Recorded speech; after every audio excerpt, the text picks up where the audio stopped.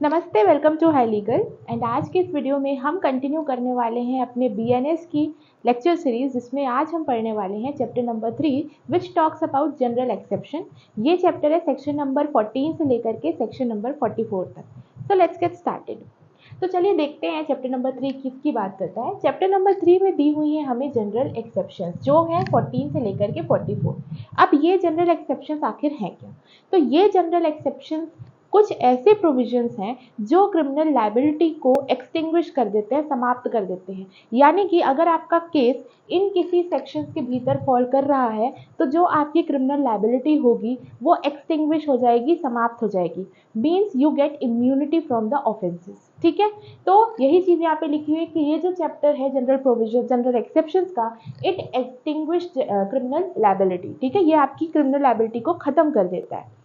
अब देखिए यहाँ पे जो रूल्स दिए हुए हैं, रूल्स कैरिंग कंक्लूसिव और रिबटेबल प्रिजम्पशन। यानी कि यहाँ पे जो रूल्स दिए हुए हैं ये कुछ प्रिजम्पशंस कैरी करके चलता है। जैसे कि कुछ आपको कंक्लूसिव मिलेंगे, यानी अगर कोई केस इन प्रोविजन के अंदर फॉल कर रहा है तो वो कंक्लूसिव प्रोविजन हो जाएगा। That means it can't be repeated, उसे पलटा नहीं जा सकता है, उसे काटा नहीं जा सकता है। और कुछ ऐसे भी होंगे विच आर रिबटेबल, यानी जिसे अगर आप प्रूफ कर दो, उसके अगेंस्ट में प्रूफ पेश कर देते हैं, then that presumption can be repeated, यानी कि उसे पलटा जा सकता है।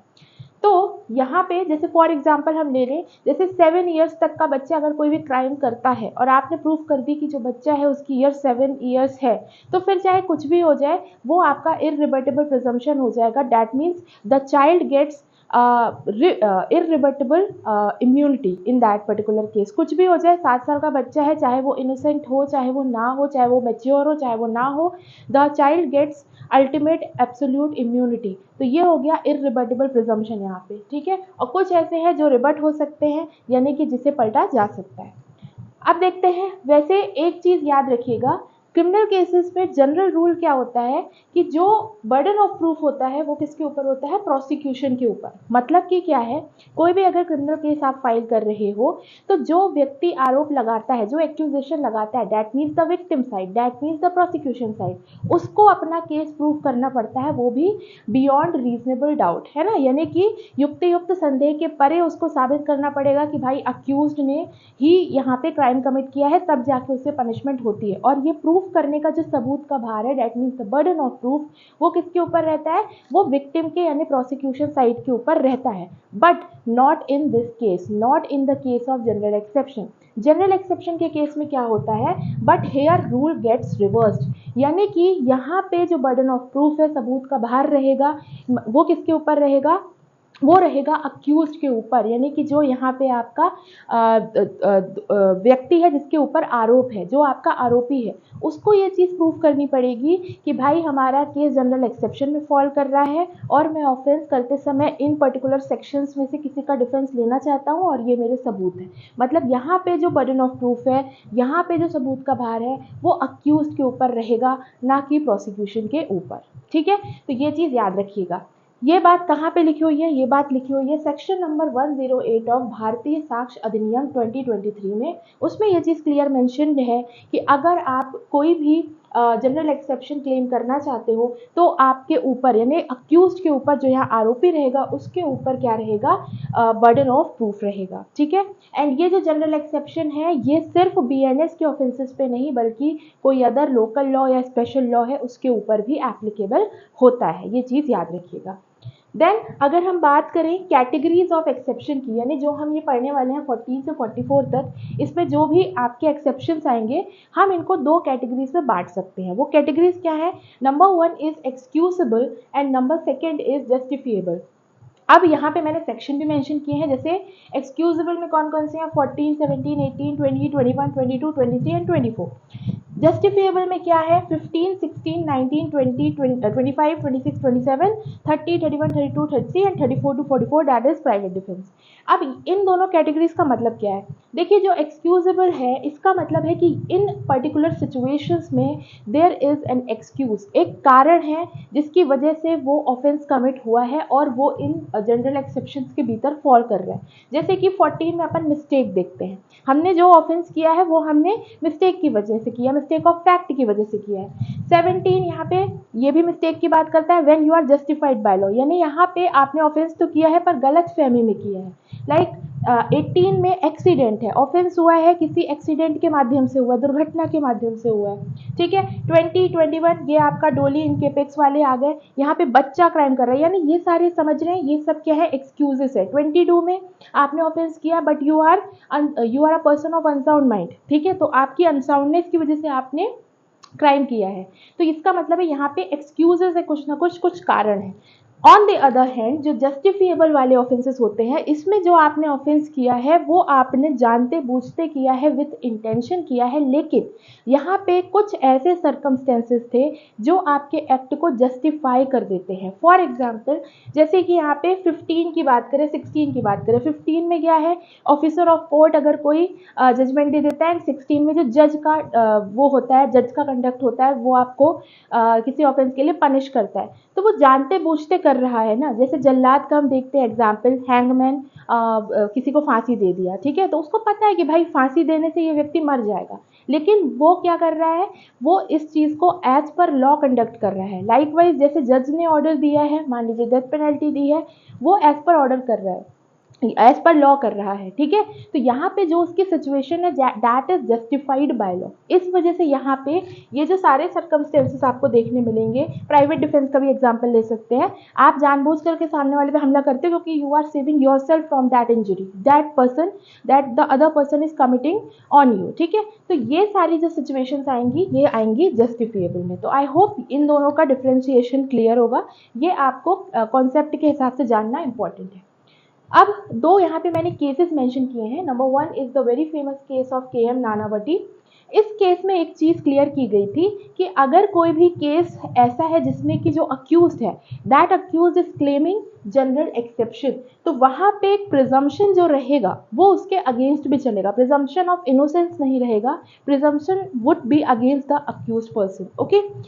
और एक और केस है यहाँ पे TN Lakshmiayya versus state of Karnataka का। इसमें क्या बोला गया था कि जनरली क्या है, proof general exception by standard of preponderance of probability. इसको समझिएगा, जनरली अपन देखते हैं कि क्रिमिनल केस में जो प्रोसिक्यूशन होता है, ये अपन एविडेंस एक्ट में भी पढ़ते हैं कि क्रिमिनल केस में जो स्टैंडर्ड ऑफ प्रूफ होता है वो क्या होता है, बियॉन्ड रीजनेबल डाउट, यानी कि अगर आपको अपने विक्टिम को जस्टिस दिलाना है और अक्यूज को पनिशमेंट दिलानी है, then the prosecution has to prove his case beyond reasonable doubt, युक्ति युक्त संदेह के परे। सरल शब्दों में बोले तो 100% जब आप प्रूव करोगे केस को, then the accuse will get the punishment. But अगर आप जनरल एक्सेप्शन प्रूफ कर रहे हो, अगर आप अक्यूज्ड और आप जनरल एक्सेप्शन प्रूफ कर रहे हो, तो आपको ये वाला स्टैंडर्ड फॉलो करने की जरूरत नहीं है। मतलब आपको बियॉन्ड रीजनेबल डाउट वाला स्टैंडर्ड फॉलो करने की जरूरत नहीं है, आपको सिर्फ प्रूफ करना है with the standard of preponderance of probability, यानी संभावनाओं की अधिकता। मतलब आपको सिर्फ डाउट क्रिएट करना है, ठीक है। जरूरी नहीं आप 100% प्रूफ करें कि आपका जनरल एक्सेप्शन वहाँ था। अगर आप 51% भी प्रूफ कर दे रहे हो, ठीक है, मतलब संभावनाओं की अधिकता, प्रीपॉन्डरेंस ऑफ प्रोबेबिलिटी में अगर आप प्रूफ कर दे रहे हो, तो भी यहाँ पे जनरल एक्सेप्शन का बेनिफिट आपको मिल जाएगा। तो चैप्टर 3 पढ़ने से पहले ये हमने कुछ इंपॉर्टेंट पॉइंट्स यहाँ पे देखे हैं। अब हम स्टार्ट करते हैं अपना सेक्शन नंबर 40। तो चलिए अब देखते हैं concept of mistake of fact. Mistake of fact में हम दो इंपॉर्टेंट सेक्शंस पढ़ते हैं, section number 14 and section number 17। Section number 14 जो है वो बाउंड बाय लॉ वाली मिस्टेक की बात करता है, और जो सेक्शन नंबर 17 है वो जस्टिफाइड बाय लॉ वाली मिस्टेक की बात करता है। तो सबसे पहले देखते हैं कि सेक्शन नंबर 14 क्या कहता है। तो section number 14 talks about act done by person bound by law और by mistake of fact believing himself that he is bound by law. मतलब कि कोई व्यक्ति कोई मिस्टेक कमिट कर रहा है क्योंकि उसे लग रहा है कि वो एक्ट करने के लिए बाउंड है, बाध्य है लॉ के द्वारा, या फिर उसे ये मिस्टेक ऑफ फैक्ट है कि उसे लग रहा है कि वो बाउंड है, ठीक है। अब देखते हैं इसमें क्या है। एक्चुअली जो ये मिस्टेक ऑफ फैक्ट का कॉन्सेप्ट है ये एक मैगज़ीन पे डिपेंडेंट है and that magazine is ignorantia facti excused but ignorantia law non excused. That means ignorance of fact is excused but ignorance of law is not excused. कहने का मतलब है कि जो लॉ की मिस्टेक है वो कभी भी एक्सक्यूज नहीं की जा सकती, उसके लिए आपको कभी भी माफ़ नहीं किया जा सकता, लेकिन जो फैक्ट की मिस्टेक है उसके लिए आपको माफ़ किया जा सकता है। विधि की भूल क्षम्य नहीं है लेकिन तथ्य की भूल क्षम्य है, ये हिंदी में इसका मतलब है। ठीक है, अब देखिए जहाँ तक मिस्टेक ऑफ लॉ की बात है ये कभी भी लीगल डिफेंस नहीं होती, क्योंकि every person must know the law of the land. ठीक है, आपको अपने देश का, अपनी जगह का, जहाँ पे आप रह रहे हैं, you are bound to know the law of that particular place. In fact अगर कोई फॉरेनर भी आपके देश में आ रहा है तो उस पर्सन को आपके देश का, जहाँ पे वो विजिट कर रहा है, उस जगह का लॉ पता होना चाहिए। इसलिए mistake of law is no excuse at all. लेकिन अब आते हैं मिस्टेक ऑफ फैक्ट की बात पे, क्योंकि section number 14 mistake of fact की बात करता है। तो सेक्शन नंबर 14 की बात करें तो इसके एसेंशियल इंग्रेडिएंट्स कुछ इस तरीके के हैं। Person bound by law, person या तो बाउंड बाय लॉ होना चाहिए, यानी विधि के द्वारा बाध्य होना चाहिए उस काम को करने के लिए। Secondly, in good faith he believes to be bound by law. हो सकता है वो बाउंड बाय लॉ ना हो, लेकिन गुड फेथ में उसको ऐसा लग रहा है कि वो बाउंड बाय लॉ है। ठीक है, सद्भावपूर्वक उसको ऐसा लग रहा है कि वो विधि द्वारा बाध्य है। Then such belief is due to reason of mistake of fact and not by mistake of law। जो उसका विश्वास है, जो उसका बिलीफ है, उसका कारण ये होना चाहिए मिस्टेक ऑफ फैक्ट, ना कि मिस्टेक ऑफ लॉ। ठीक है, क्योंकि यहाँ पे 14 में हम सिर्फ मिस्टेक ऑफ फैक्ट को डील करते हैं। अब समझते हैं with the help of an example जो यहाँ पे इलस्ट्रेशन में भी दिया हुआ है। एक सोल्जर और मॉब वाला एग्जाम्पल दिया हुआ है कि सोल्जर मॉब पे गोली चला देता है क्योंकि उसे ऐसा लगता है कि सुपीरियर का ऑर्डर है गोली चलाने का, और उससे किसी व्यक्ति की डेथ हो जाती है, जबकि वहाँ पे ऐसा कोई भी ऑर्डर नहीं था। तो इस केस में सोल्जर को कोई भी पनिशमेंट नहीं मिलेगी, बिकॉज वो इस बिलीव में था that he is bound to fire. ठीक है, तो ये वाला पहला इलस्ट्रेशन हमें यहाँ देखने को मिलता है। Likewise there is a second illustration also, जिसमें कि एक ऑफिसर है, पुलिस ऑफिसर है, he is ordered by the court, court ने उसे ऑर्डर दिया है that you have to arrest X, लेकिन वो एक्स की जगह गलती से जेड को अरेस्ट कर लेता है इन good faith believing that Z जो है वो एक्स है। ठीक है, तो यहाँ पे जो पुलिस ऑफिसर है वो मिस्टेक ऑफ फैक्ट में है और वो उसे ऐसा लग रहा है that he is bound by the order of the court to arrest X, but उसको ये मिस्टेक था कि जेड एक्स है और इसलिए उसने जेड को अरेस्ट कर लिया। तो जेड को अरेस्ट करने के लिए यहाँ पे पुलिस ऑफिसर को कोई भी पनिशमेंट नहीं मिलेगी, because he thinks that he is bound by law under mistake of fact. तो ये बोलता है सेक्शन नंबर 14। अब देखते हैं सेक्शन नंबर 17 जो बात करता है act done by a person justified और in mistake of fact believing himself to be justified by law. यहाँ पे जो मेन कीवर्ड है that is justified by law. पिछले वाले 14 सेक्शन में था बाउंड बाय लॉ। अब देखते हैं इस सेक्शन में एसेंशियल इंग्रेडिएंट्स क्या क्या हैं। Number 1, same like that section, person justified by law. वहाँ बाउंड था, यहाँ पे जस्टिफाइड है, यानी कि लॉ के अकॉर्डिंग, उस सिचुएशन के अकॉर्डिंग जो भी उस पर्सन ने एक्शन लिया है दैट शुड बी जस्टिफाइड, वो न्यायोचित होना चाहिए, उचित होना चाहिए उस वक्त पर। दूसरा, in good faith he believes to be justified by law. जो भी एक्शन उसने लिया है गुड फेथ में वो ये बिलीव करता है, सद्भावपूर्वक वो ये विश्वास करता है कि वो जो उसका एक्शन है दैट इज जस्टिफाइड, वो बिल्कुल न्यायोचित है।